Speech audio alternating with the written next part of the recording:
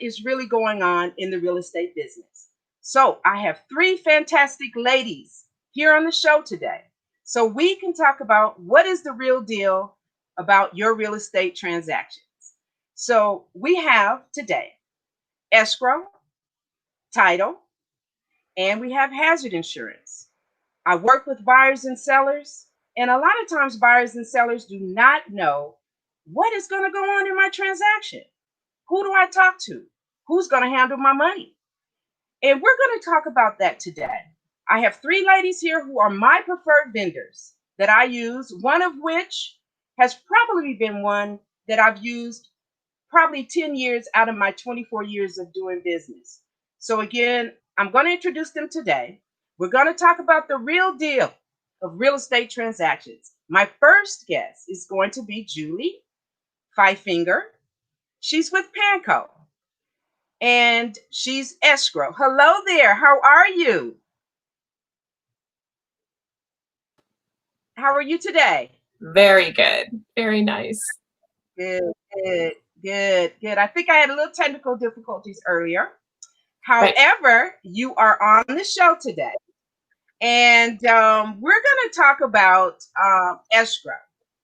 And as I told my guests, I've spoken to you many, many times, and I probably have worked with you as the business developer in escrow for at least 10 years or more.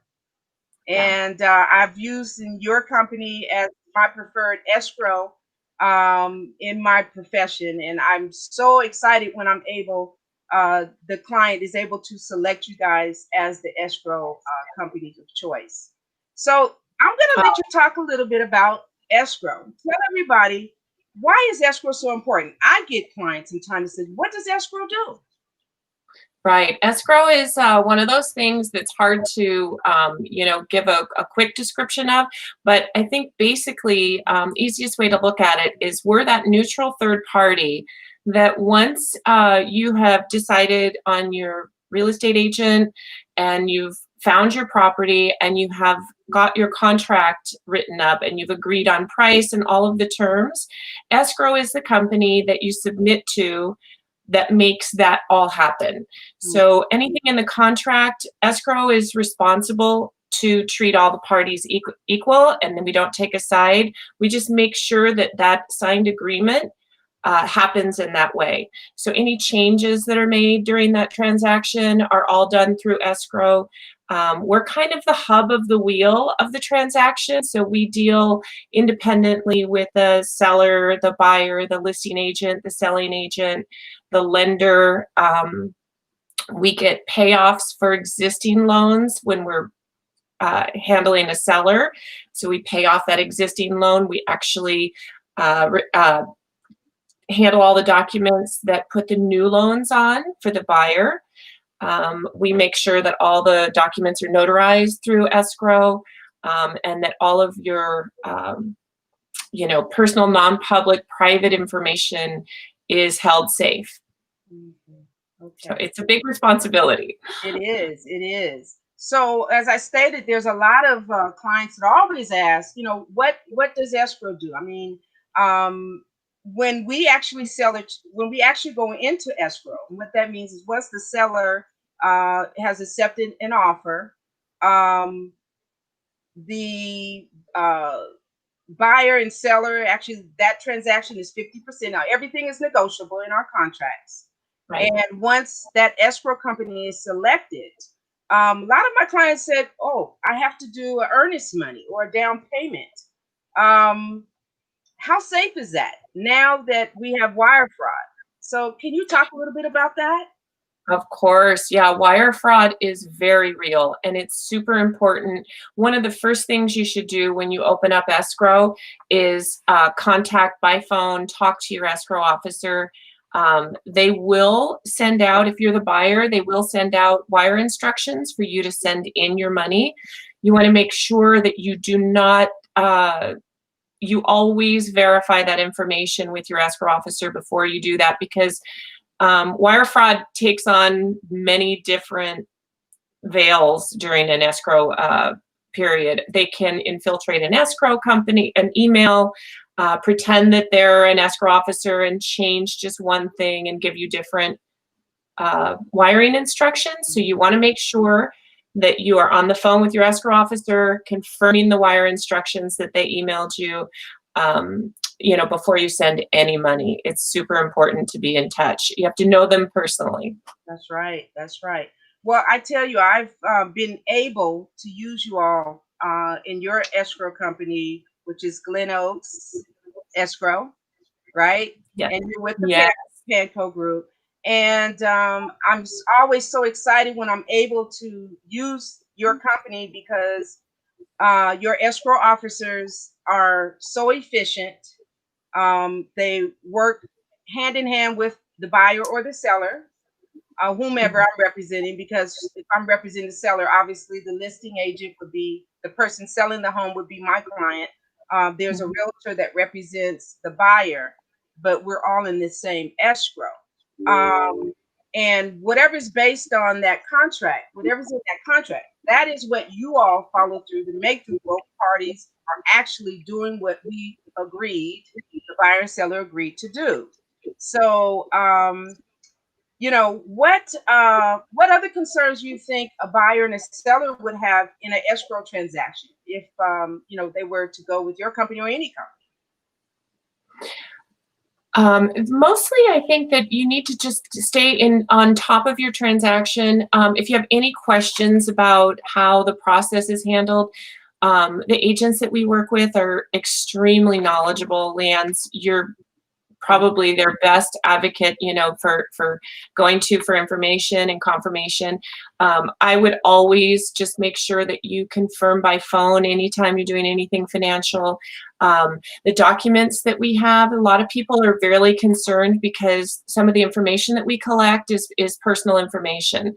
And that's been a very big talking point in escrow and lending, over the last 10, 15 years. We have certifications that, we had to actually hire somebody to sit in our parking lot and try to breach our system. So we are audited regularly, and that's a self-audit. Not a lot of companies have that, but we collect Social Security information, so ask questions about how that's handled, and you want to make sure that you're with a company that takes that seriously. And you can do now, especially with this pandemic, we've been doing a lot of DocuSign documents. If they're sent to you in a secure email, you're fine to do that. We always have to send out a notary for those documents that have to be notarized. And an example of those are, as you're selling a property, you're going to want to sign the grant deed so that when we close, that's recorded in the new buyer's name. There's another document. We make sure that we notarize disbursement of proceeds now because wire fraud is so prevalent. I have to see somebody in person write down their wiring instructions, and no one can change it unless somebody goes back out and we do it in person. So we take that very seriously. Yeah, yeah. I know, like I said, I've been doing this for 24 years, and I've heard stories about wire fraud, but the escrow company, your company, really takes precautions of that. They work directly with the seller. Like you said, they call them on the phone, they Zoom. They see you in person. They make sure that they're the person that actually are sending the instructions, wiring instructions to them. Okay, everyone, thank you for joining. This is Kitchen Talk. I'm your host, Leanne Moore, and we're talking about the real deal about your real estate transactions. If you're thinking about buying or selling and you're not sure what goes on, okay, you hire a real estate broker. I would be the listing agent per se for the seller, and you would have an agent that would represent you if you were the buyer. You have something called a contract, a real estate contract.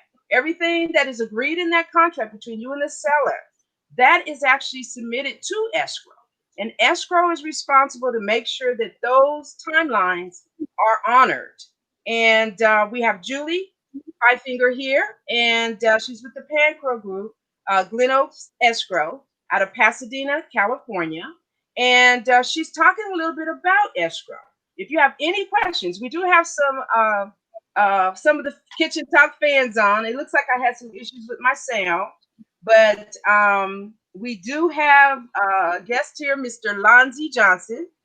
He's saying, is the seller protected by way of any contractual protection like insurance coverage in the event wire transfer fraud? If not, should there be such protection to cover the process? We do have insurance. We have insurance and bonds in place, and ours are quite high.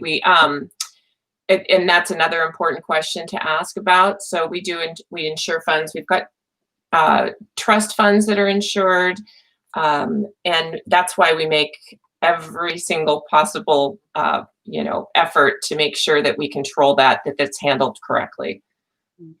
Okay. Thank you, Lonzy, for watching Kitchen Talk. Thank you.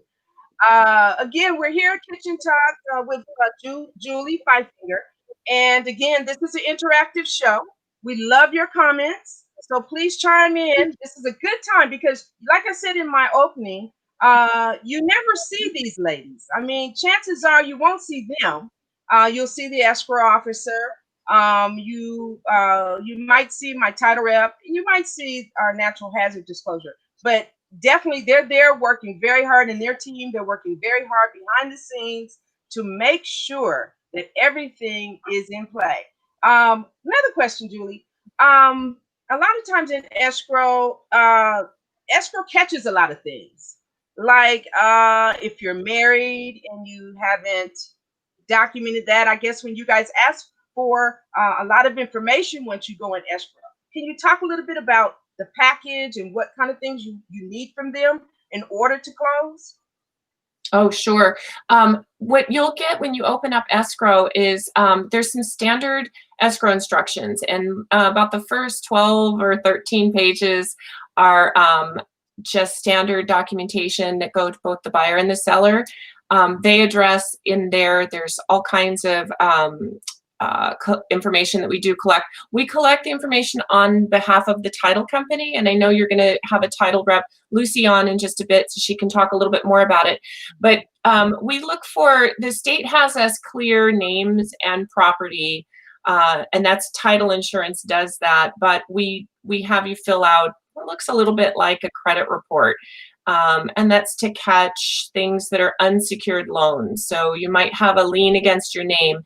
And many times these things have been cleared up over the years, but you never got that final paperwork to get it taken off of your name or something. So all of that stuff can come up. It's really a good idea to just kind of run your credit before your agent can walk you through that. But those are the kind of things that come up during escrow. Sometimes there's an old loan on a property that just was never reconveyed. This is a time during escrow to get that all cleaned up, and that's why, Leanne, I think that you open up title ahead of time. Those kinds of practices by really efficient agents make the transaction go a lot smoother. Great. Well, we want to thank you for coming on Kitchen Talk. I have another guest, and actually, Miss LaWanda Lewis Alston. She is my title person, title rep in escrow in Las Vegas, Nevada. Las Vegas has title and escrow together versus California. We have separate title and we have separate escrow companies. So she is my preferred title with Tycor Title in Las Vegas, Nevada. Hello, thank you for joining the show. And so Julie, we're gonna she can hear me, but I can't hear her. Okay, so we're gonna bring up next Zabrina Carrol with MyNHD. And you're probably wondering about what is MyNHD. So she's going to tell you. And it's going to be really important that you need her services. Hi, Carol. Zabrina, how are you? Hi, good morning. How are you? Can you hear me? I can hear you fine. Thank you. I hear you well. How have you been? Very good. Thank you for having me. I love tuning into your show every week and learning and having fun as well. Thank you. And I'm so happy that you are here. So I have something here I'm going to show people before you actually tell people who you are. Do you know this person? I do. That's my space avatar. Right. So can you tell everybody what is MyNHD?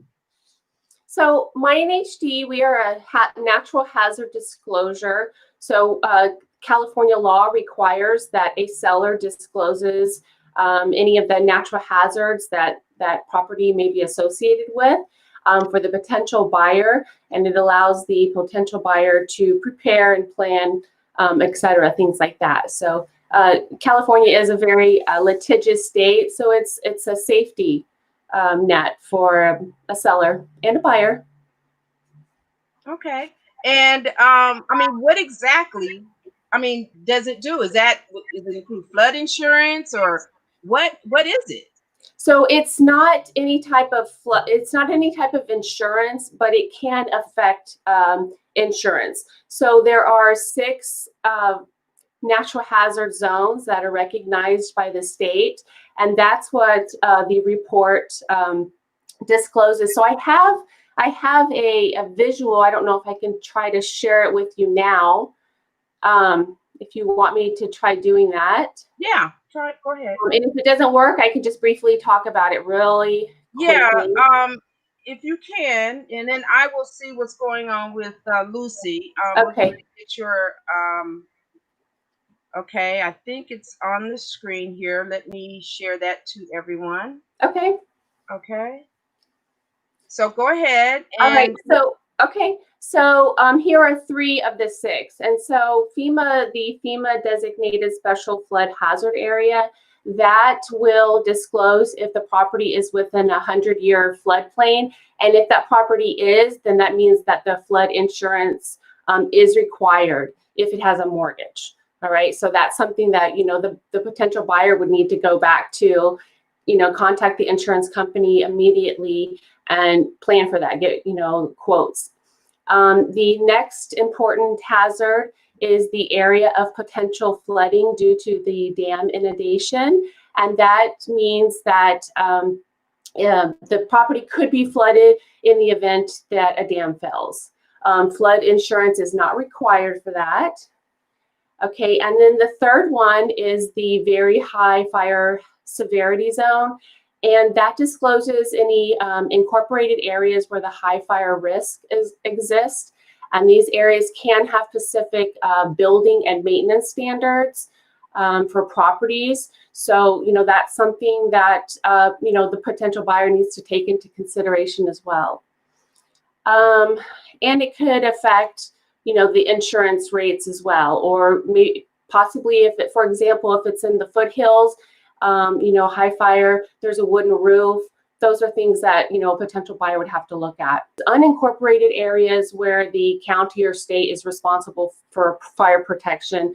And in some places, they may require a fee associated with that annual fire prevention. And then we also have, of course, you know, it's California, so the earthquake fault zones. And the earthquake fault zones disclose that the property is within an active earthquake fault zone. And the city and county fault zones will be disclosed in the local hazard section. And that's really important. That's where your city information comes in so importantly, because, you know, it could affect future development or building, things like that. So those are really important things to look at. And then the last one is the seismic hazard zone. And that discloses if the property is within a landslide or a liquefaction zone. And that includes areas likely to have like weak soil or rock that results in strong ground shaking and liquefaction and landslides. So these areas can affect owners looking to renovate or build also. And what NHD disclosure does basically is it's a third party disclosure source. So it protects the seller, you know, and the people involved in that transaction because they've disclosed all the information to a potential buyer. Have any questions?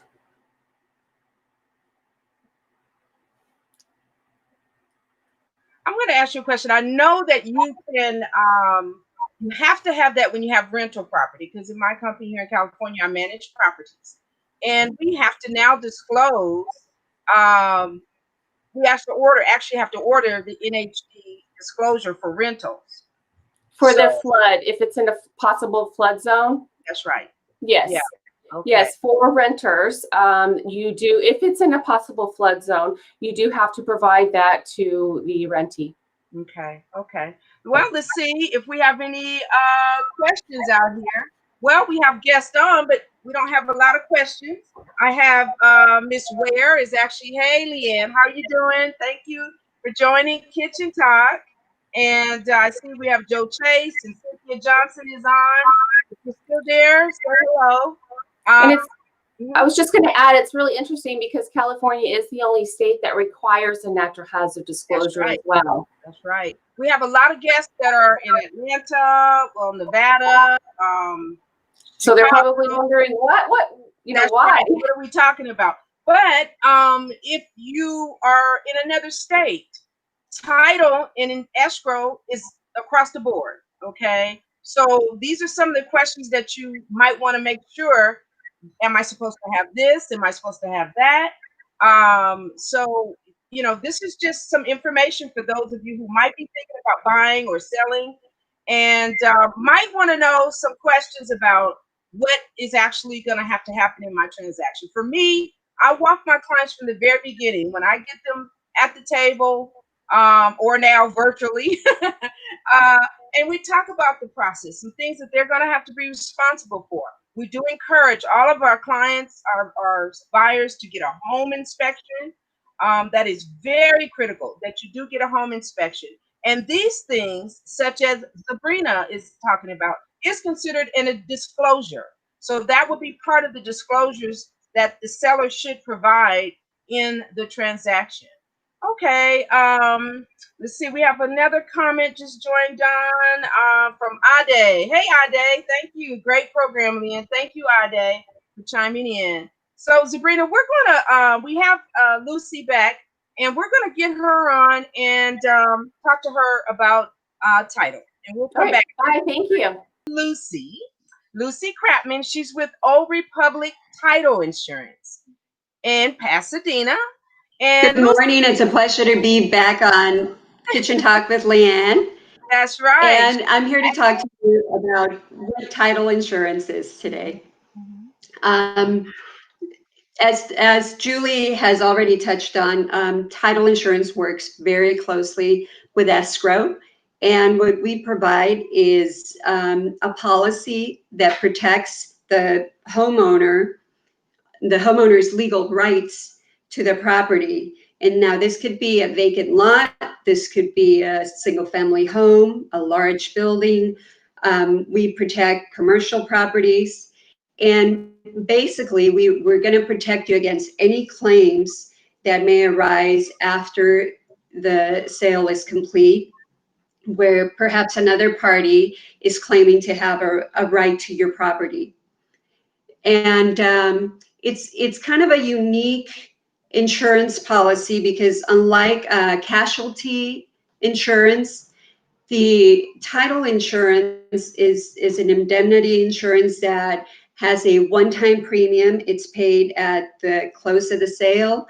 You never pay it again, and it covers the owner and his heirs or her heirs for as long as they have an interest in the property.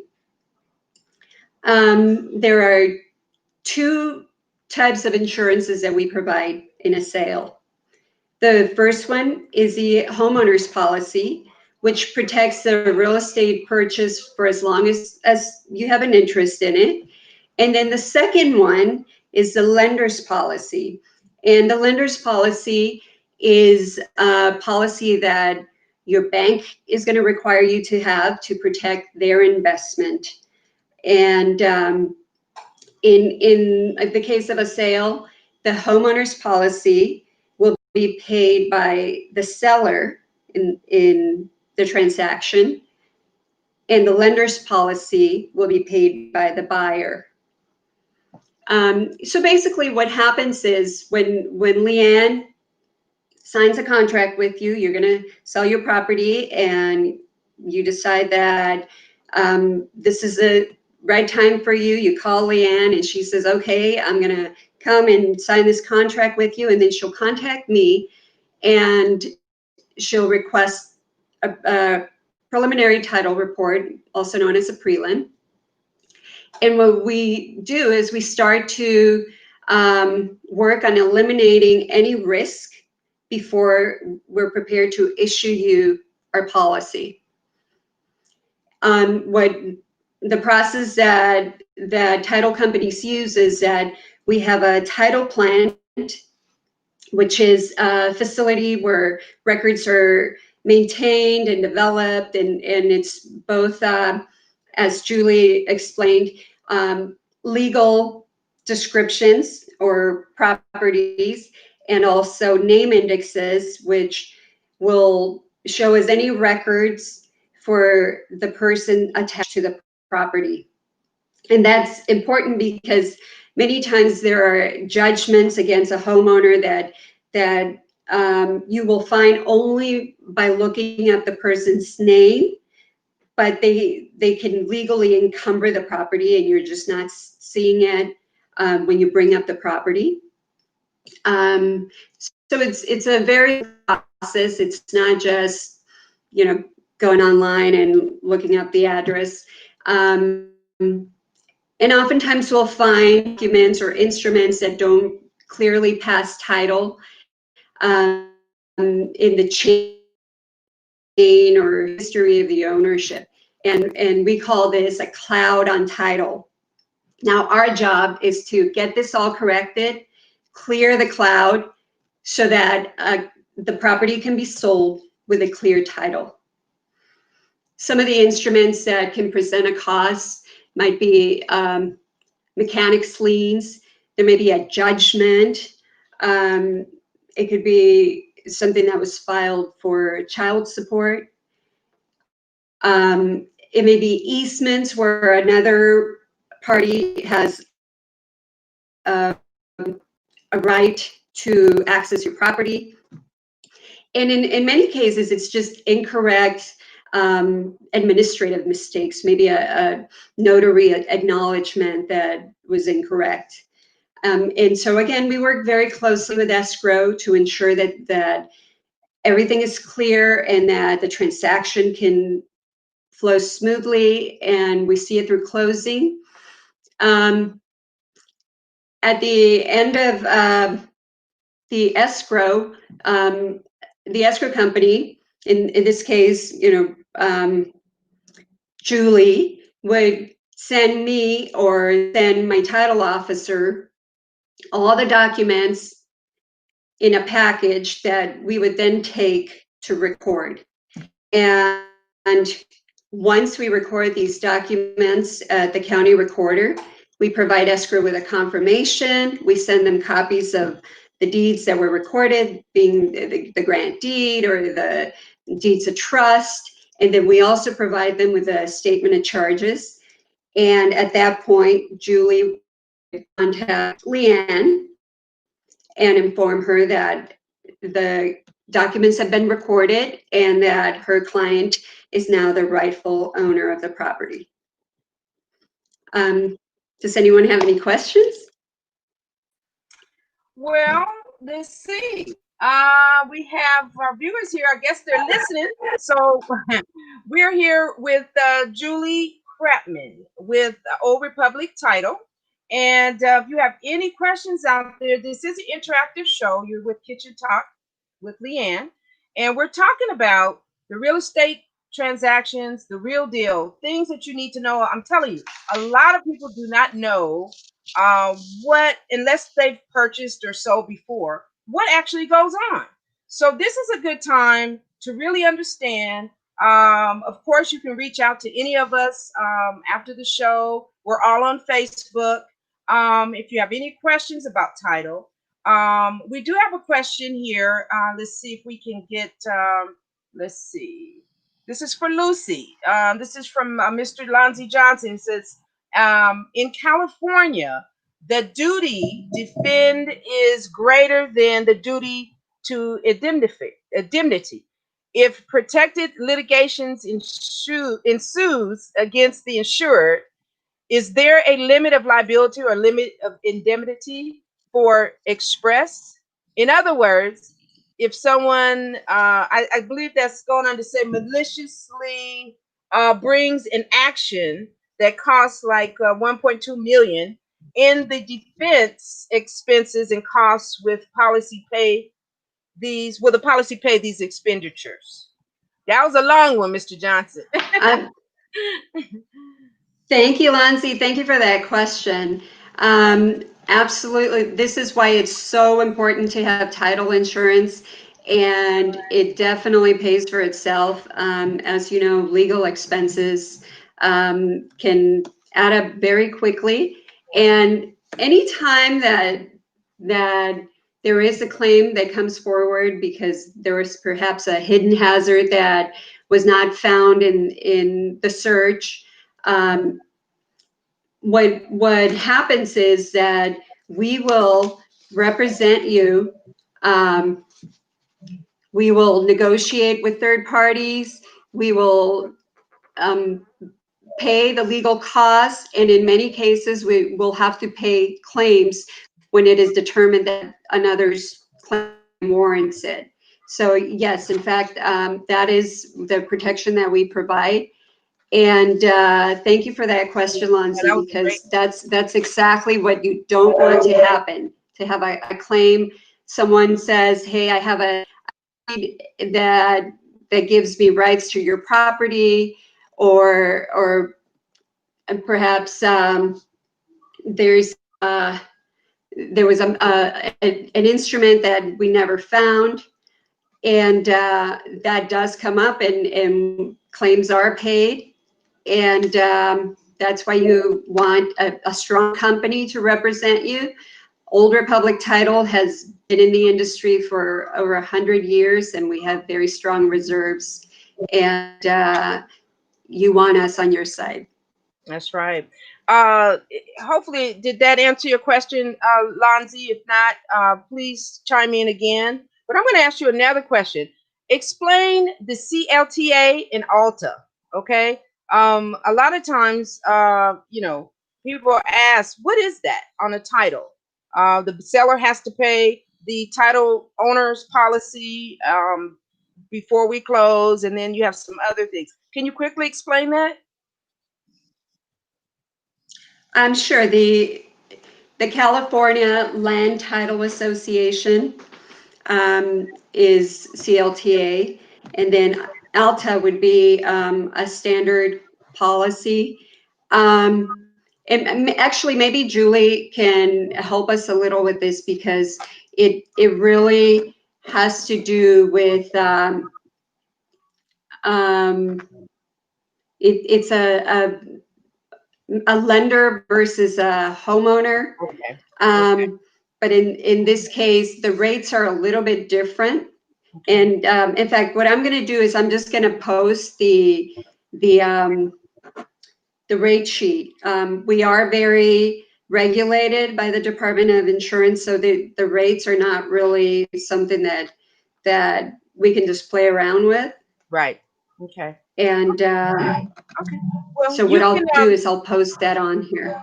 Yeah, well, you can actually post that on the Facebook page, Kitchen Talk with Leanne, if you want to do that. So the viewers, or you can post it on here if you want. Oh, I'll do that. Yeah, okay. And we're going to come back. We're going to take a quick break. We're going to come back with all three ladies. And if you all have any questions, again, this is Kitchen Talk. We have three fantastic ladies in the real estate business. We're going to take a quick break, and we will be right back. About today. It's about the next 10 years. But this is something you can do today. You can make a difference today. By completing the 2020 census. The census impacts hospitals, schools, public transportation, and most importantly, our representation in government. It gives us an opportunity to be heard. It's easy. It's only 10 questions. So do your part. Go to 2020census.gov and complete the census today. What are you waiting for?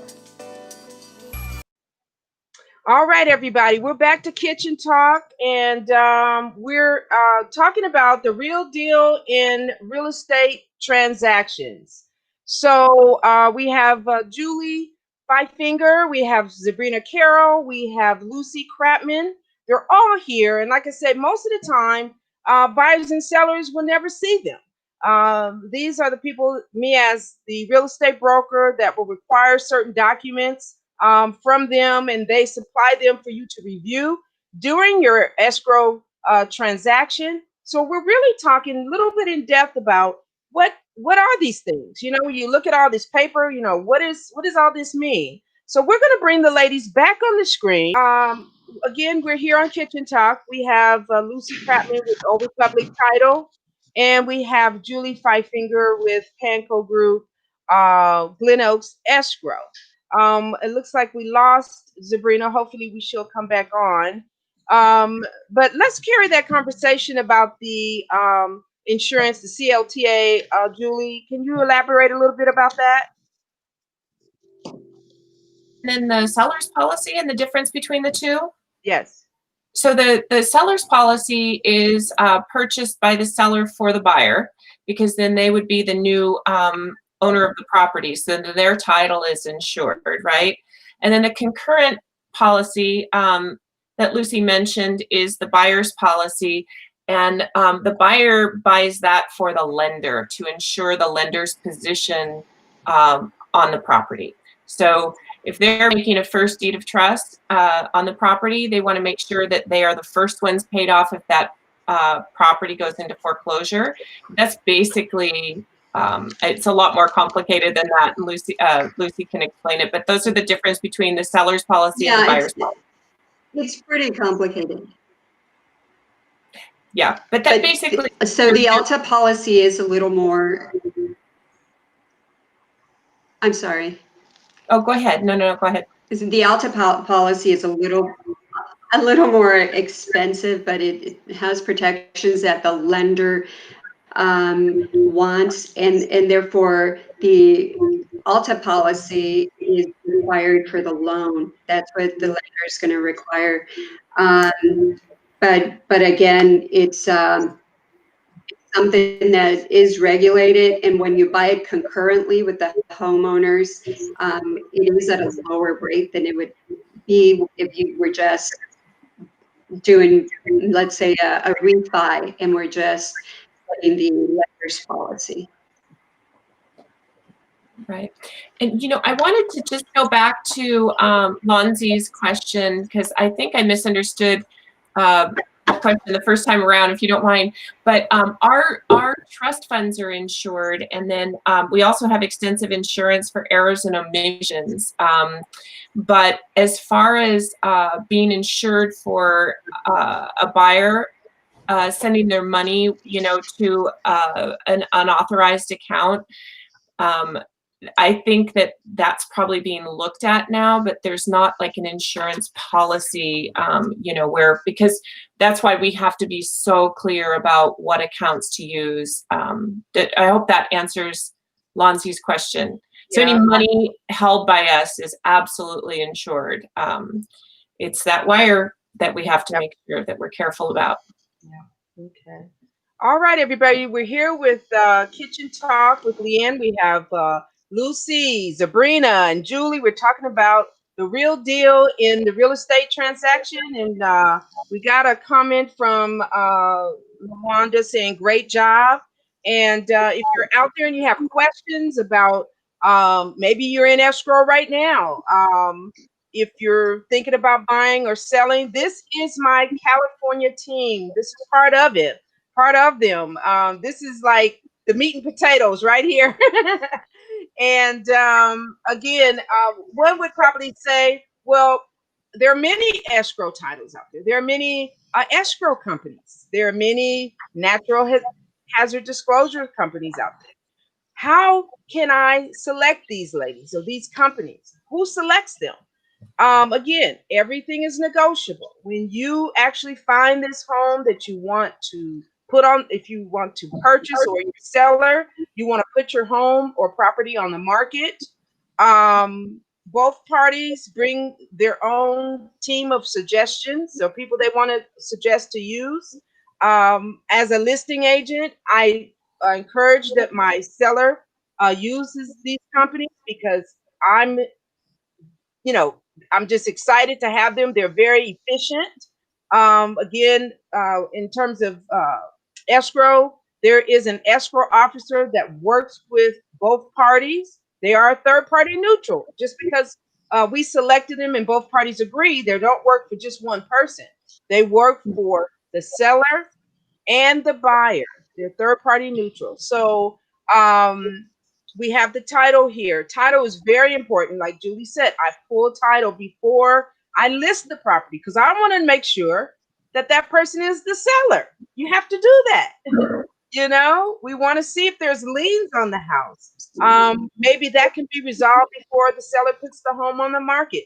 These are things, if you have a professional broker, these are some of the things that makes them efficient when they do their work before you put your house on the market, because you don't want to put your house on the market and then all of a sudden you find these issues, and you have a buyer and then the buyer is saying, hey, well, we need to negotiate on this price a little bit because, you know, so these are the things that we talk about, that we will have a smooth transaction from beginning to close. Do any ladies have any comments you want to make?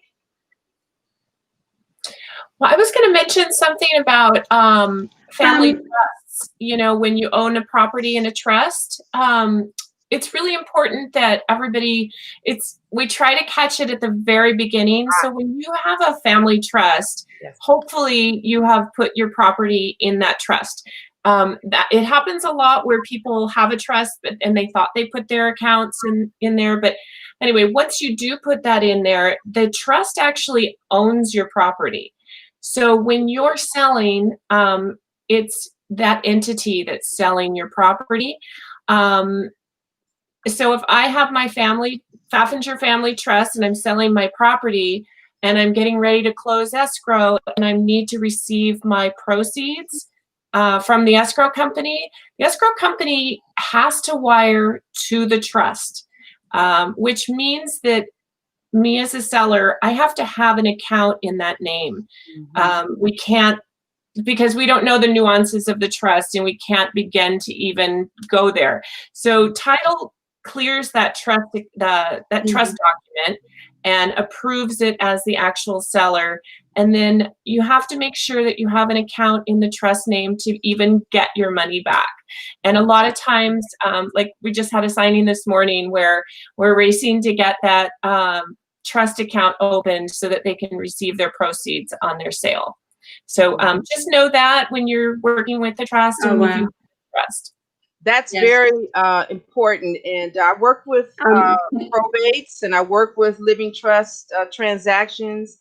And definitely, that was a good point, Julie. Thank you for bringing that up. Lucy, did you have a comment? Yes, can I just add something to that? Thank you, Julie, for bringing that up. When we provide we will request a copy of the trust and a trust certification and also a confidential statement of information, which will help us to clear the name. Because if Deborah Jackson is selling her house, there's going to be a million Deborah Jacksons. So we want all this information that's going to help us identify who the seller is and what may be attached to her, or what we perhaps can say, this is clear, this is not her. So thank you for that, Julie. Yeah, that was a good point. Thank you. And Zabrina, I did have one comment. In order to have a natural hazard or NHD report, if someone is buying a home and they need to remodel it, would they need a NHD report? Sorry. So generally, the seller's agent is the one that orders the report. And we do suggest that agents order that up front because knowledge is power. The more information you have from the beginning is better. You don't really want to wait till escrow because that kind of cuts some of your time off. But that is something that we can disclose in there. So say you're buying a property and you want to, add a pool. Well, if it's on just barely on that fault line, you could be prohibited from building a pool, or the cost is going to be extremely high and it may, not be an option for that buyer any longer. Okay. All right, ladies. I think we were able to deliver some great information and to the viewers that chimed in. It looks like I believe Mr. Johnson, Lonzy Johnson, did respond, and he said, "Yes, your answer is much appreciated, Julie." So that's good. Thank you, Lonzy. Thank you for joining the show. Okay, ladies, we're going to do this show again. I'm thinking we're going to do maybe a part 2 because this is very vital information for anyone who's thinking about buying, thinking about selling, and I would love to have you all come back. Will you please do that? Absolutely. Yes. Okay. Thanks for having us. Yes, so we're going to have you come back again. And so we're going to move on with the show. And ladies, thank you and have a wonderful day. Be safe. Bye, everyone. Thank you. Thank you, Leanne. All right. So everybody, thank you for joining Kitchen Talk. This has been a great show. I hope that we have provided the information for you if you're thinking about buying and selling and what really happens in the transaction. I am a real estate broker in California, 24 years, and I have done many transactions as it relates to the traditional sales. I've done probate sales. We also do leasing and property management. So, just to give you a little information about my company, I am, again, a broker of Impressive Properties USA Incorporated in Pasadena, California. We do handle residential, commercial, sales, leasing, property management. And I am also a realtor in Las Vegas, Nevada, everybody. The new home of the Raiders. The stadium has been completed. So go Raiders. And as you can see by top right, they have completed that beautiful stadium right off the 15 in Las Vegas, Nevada. But Las Vegas has a lot of opportunities, ladies and gentlemen. It is growing. It is getting a little more expensive, not as expensive as California, but it is getting there. There are still new homes that you can purchase. About 380,000. We have great 55 plus communities with 20-foot garages. You can put your RV, boats inside, guard gated communities. We have the beautiful Lake Las Vegas. We have Southern Highlands, North Las Vegas. A lot of different communities offering resale and new homes. I have a great team, such as the ones I presented to you ladies for coming on the show. Thank you so much. And I will see you next time, and we will have you back on the show again, okay? Thank you. All right. And everybody, please be safe. Thank you guys for watching Kitchen Talk with Leanne. If there's something you want to have on the show, we have some great shows coming up. We're getting close to, voting November the 3rd. We're going to have a lot of candidates going to be on the show September, October. The 2020 census is ending their registration a month early. And we will have the Census Bureau on the show twice. I think once, I think next month, September. We're going to have them on the show. They're going to talk about making sure everybody registers on the Census Bureau. And again, if there's anything you want to see on Kitchen Talk, please Facebook me, let me know. And again, be safe, everybody. This COVID is no joke. I am dedicating this show to two beloved people that we lost to COVID, Miss Wilma Alexander and Mr. Stanley Moore. They both passed of COVID. Matter of fact, today is Mr. Moore's service. And that just tells everyone how serious this COVID is really hitting. And please wear your mask if you have to go out. Just be careful. Be careful about people coming in and out your homes. And let's all protect each other. So again, everybody, thank you so much for joining this show on The Real Deal on real estate transactions. And I'll see you next week on Kitchen Talk. Thank you, everybody.